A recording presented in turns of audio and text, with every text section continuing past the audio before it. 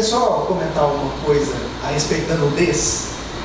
Quando eu li o Zut, que é um livraço também, muito bom, eu fiquei muito impressionado com esse ensaio. Primeiro, pela sua coragem, né, de fazer esse ensaio, de se apresentar nu diante da câmera e publicar isso, e eternizar isso em forma de livro.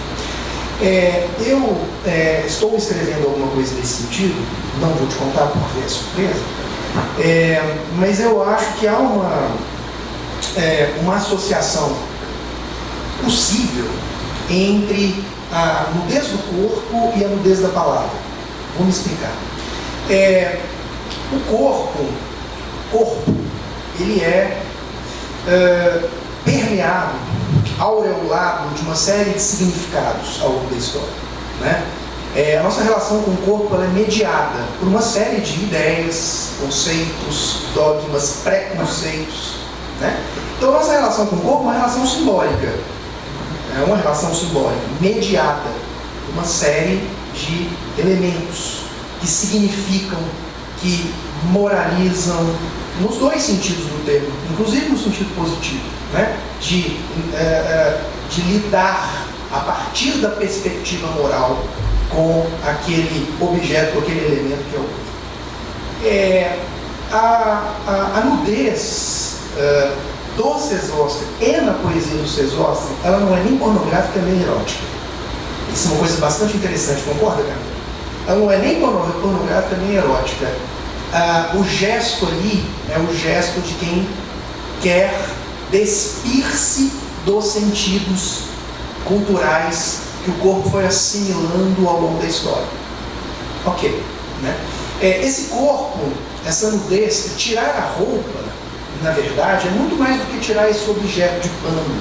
Tirar a roupa é tirar a história dos sentidos que foram atribuídos ao corpo ao longo desses quase 4 milênios de civilização, né? Bom, o que isso tem a ver com a poesia? A poesia do Djamil, na minha opinião, obviamente posso estar falando uma enorme bobagem, os críticos às vezes viajam demais, né? A poesia do Djamil também é uma poesia nua, em grande medida. Nua porque ela também despe a palavra. E o que é despir a palavra? Onde eu quero chegar com essa ideia?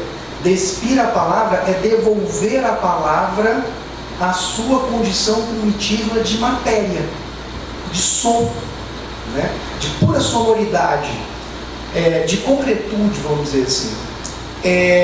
Essa poesia que muitas vezes se despe, ou seja, essa poesia que muitas vezes se desnuda, como esse corpo que se desnuda, é uma poesia que também busca uma conexão com a terra.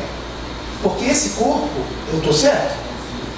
Esse corpo que se apresenta nu aqui desde a capa do livro, este corpo é um corpo que pretende não erotizar, não chocar, mas se reconectar com a terra, se reconectar com aquilo que nós somos antes de tudo, porque nós somos antes de tudo, em si e incontornavelmente, corpos.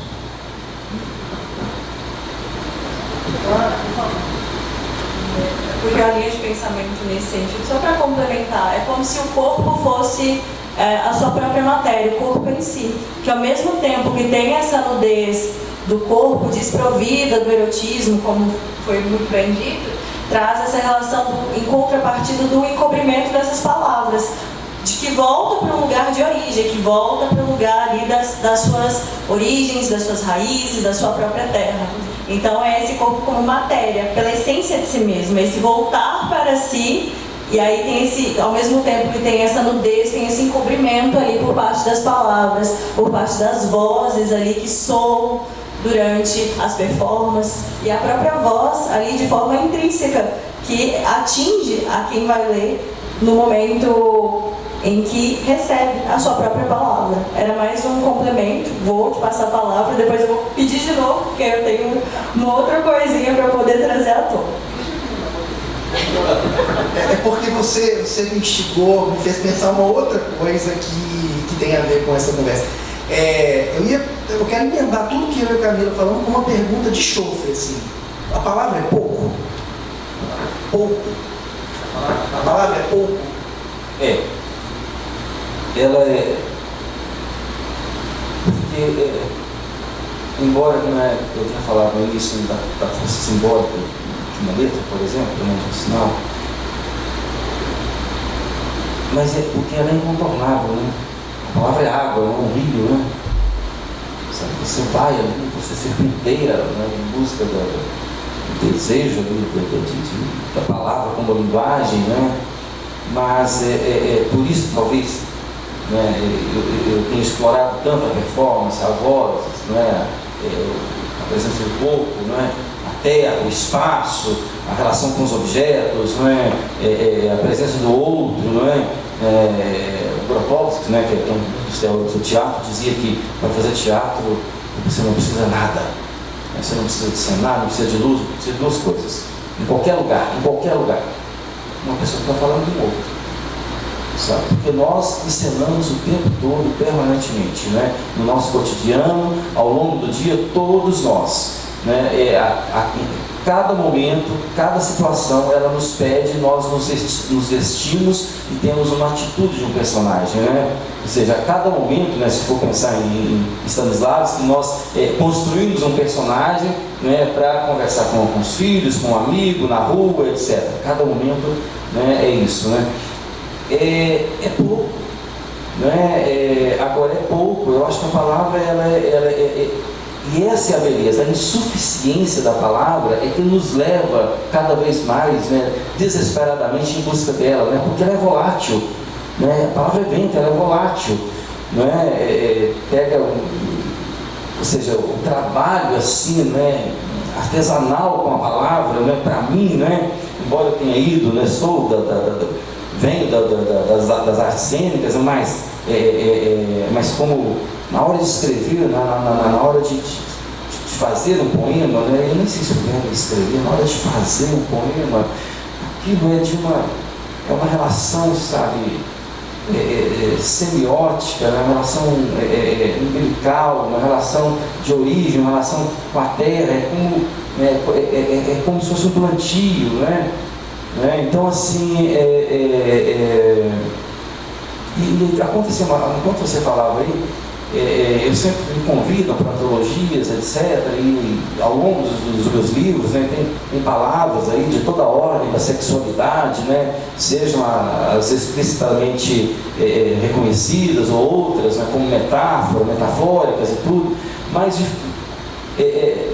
nunca me convidaram para as antologias, embora tenha isso aí, assim, chamadas eróticas, sabe, Vera? Assim, ou seja, eu ia pensando aqui, por quê? É porque, embora tenha isso, mas eles não têm realmente essa relação com esse tipo de poesia, né, declaradamente só com esse conceito, né? Então, eu acho que a maravilha é exatamente por ser pouco, né? Porque a palavra, por isso que eu disse. E muito bacana essa ideia da performance, da própria palavra, do teatral que você trouxe agora, nesse não lugar. Não precisa ter um lugar específico. Há justamente essa ideia de que se eu tenho receptor e tenho quem propaga a performance, a voz, o próprio corpo, eu já tenho ali em si uma performance, eu já tenho esse ato de performar. Mas a minha pergunta é outra, voltada para essa relação do som, qual também me apego muito. Eu queria muito te fazer um pedido para que você vocalizasse, e eu separei 2 poemas aqui, você pode escolher um, que é o Não Língua, o Groove, que eu fiquei assim, tentando ver como será esse processo de vocalização, como ele faz isso. Então, até seria interessante para as outras pessoas também que estão aqui, a gente ter essa construção dessa ideia do som, que não necessariamente precisa de uma significância, que o som em si, a palavra em si, ela já é o resultado de uma significância. Então, é muito importante falar sobre isso. Eu queria discutir um pouquinho, se possível, por favor. Sim, podia. Não sei. Esse não, mas a fala dela porque o meu pai e o meu avô também, eles tinham uma forma de dizer que era muito própria. E não é só o caso deles, né? Se a gente chega há vários lugares, aqui mesmo nos arredores, né, cada pessoa vai verbalizar a língua da sua forma, né, nós chamamos de dialetos, né? E aí a poesia sonora, né, que é largamente estudada na Europa, Veras, né, as poéticas experimentais da voz, né? E aí quando a gente chega ali, né, numa currutela ali, você vai ali, é possível encontrar alguém que fala de uma forma, sabe, que tem uma relação assim, só ir lá e gravar, né? O meu livro, o Anu, por exemplo, que é um livro de 30 anos atrás, né? Eu escrevo ainda, na época eu escrevia somente a lápis, né? Isso durou muitos anos, né? Hoje ainda não uso muito lápis, né? Mas claro, uso o computador também, etc. Mas assim, eu me lembro que meu pai tinha uma forma, sabe, João Sabino, de uma prosódia com a língua, que num dado momento, assim, eu descobrindo a linguagem, é a língua portuguesa que ele fala, sabe, o que é, né? Quando você está descobrindo a língua, né? E aí o Anu, né? E nessa época eu estava imerso nessas pesquisas, a minha primogênita estava ali descobrindo a língua, e aí eu lia para ela aqueles poemas Veras, do Anu, eu falava, a Gaia mesmo, que é a minha caçula, como eu fico ali ensaiando o tempo todo, ensaiando, pensando em soluções, em perspectivas para... Então uma coisa é escrever, quando ele vai para a fala, para o corpo, para a performance, né, ele tem que adquirir outro corpus, é outra história. Né? Então o Anu, de viva crisalida na chuva, agora sou a lua, que latitude, cadente na bordada de papéis, a lua é estrela, sóis do ouro, sol que seria ermo, tindigo de breu, de viva crisalida na chuva. Enfim, isso é um breve fragmento. Esse é do Anu, né, que eu disse.